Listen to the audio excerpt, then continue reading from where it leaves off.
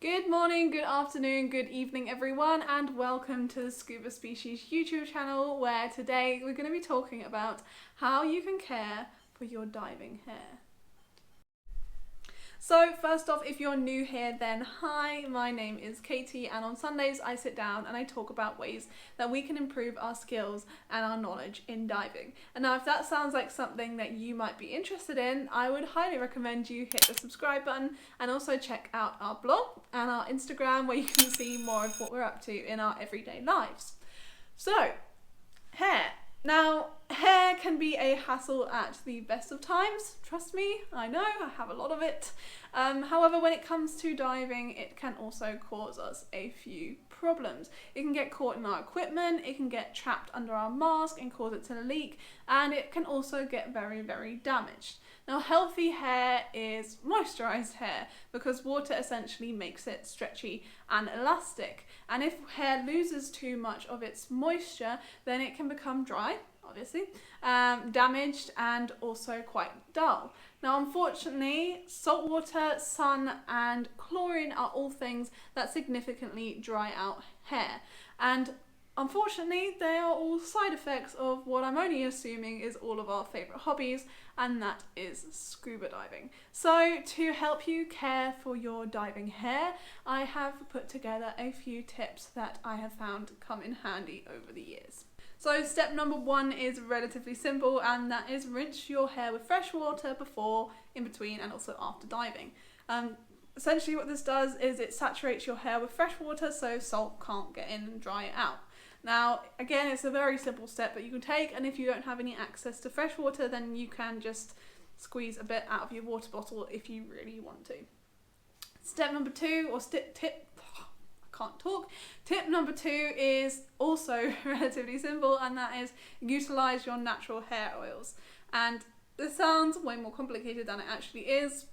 All I'm really saying is don't wash, because our hair can actually take pretty good care of itself, and it produces natural oils to keep it hydrated. And so in order to keep these oils protecting our hair when we're diving, don't wash and just let them do what they were meant to do in the first place. Okay? So moving on to tip number three is where we're going to be starting to talk a bit more about products that you can actually purchase to help with your diving hair. And the first one is hair oils. Now, there are two main hair oils that I am going to be talking about. One of them is coconut oil. Now, this is a go-to for many divers, and they will swear by it. You can get it in liquid form, and you can also get it in solid form and melt it and rub it into your hair. And basically what it does is it coats the hair, and it, again, prevents salt water from getting in. However, I do find coconut oil to be a little bit heavy for my hair, and when I put it in, it tends to make it look really greasy, which I don't really like. So I was really happy when I got left some of this. Now, this is argan oil, and you can get it in pretty much any pharmaceutical shop or beauty shop. This I picked up from a little, can't remember, chemist, I think, in the Philippines, in Cebu, and it's a lot lighter, and it also has vitamin E in it, which helps hair growth, and personally I just really love this, and it is my go-to for looking after my hair when I'm diving. Also, both of these smell really good. The only thing that I would say to be wary of when you are using these two things is don't use too much. Obviously, it's going to make your hair look greasy and heavy, and it's quite hard to wash out. Also, on that note, be careful when you're putting it on, for example, onto wet hair. You can put it on wet hair, it's fine. However, what happens is that you put it on when it's wet, and then your hair dries, and then you realise you've put too much on, and it just looks terrible. But anyway, if you want to try something else, then you can also use leave-in conditioner, and this is tip number 4, I think. Tip number 4. Leave-in conditioner, I don't think I need to explain very much. It is conditioner that you can leave in your hair.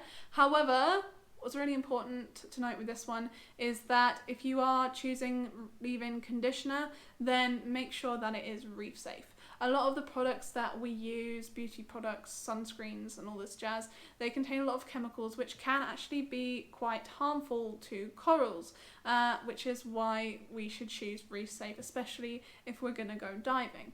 Now, if you are in doubt about what a reef safe leave-in conditioner is, then Stream to Sea, if you've heard of these guys are really good. This is their sunscreen, but they actually do, all of their products are reef safe, and they handily do a leave-in conditioner. So if you want to try that, I will leave it linked below. Okay, so final tip is to brush your hair. Now, I not understand that it sounds really obvious when I am saying this. Obviously, brushing your hair is going to help keep it from getting damaged and tangled. However, what I didn't realise when I started diving is that actually brushing your hair when it is wet can actually cause it to get damaged. You see, when our hair is wet, its actual structure, it changes, because what happens is we have hydrogen bonds in our hair which give it texture and strength, and when water comes into contact with these hydrogen bonds, they break down, which makes our hair weaker, and then the bonds build back up again when it's dry. So like I said, if you brush your hair when it's wet and it's more fragile, it is more susceptible to damage. However, on the plus side, it also makes it a lot easier to detangle. And I don't know about you guys, but I personally way prefer to brush my hair when it is wet than when it is a dry mess. As you can see, I've also got quite curly hair, so it tends to mess it up a little bit.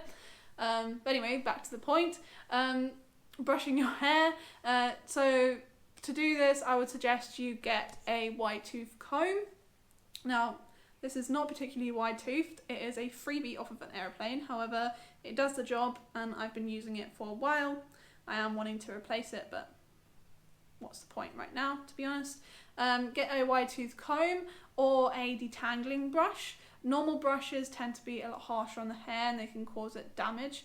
So get a wide tooth comb or detangling brush, put in your product, your leave-in conditioner, your hair oils, and then start from the bottom and work your way slowly up.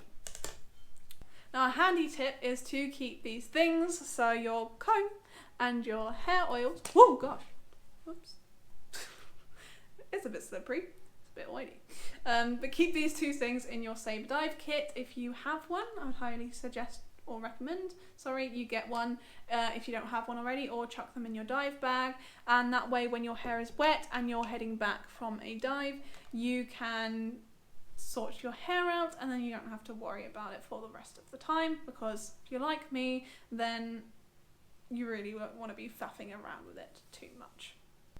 So those are a few things you can keep in mind the next time you go diving and you want to care for your hair.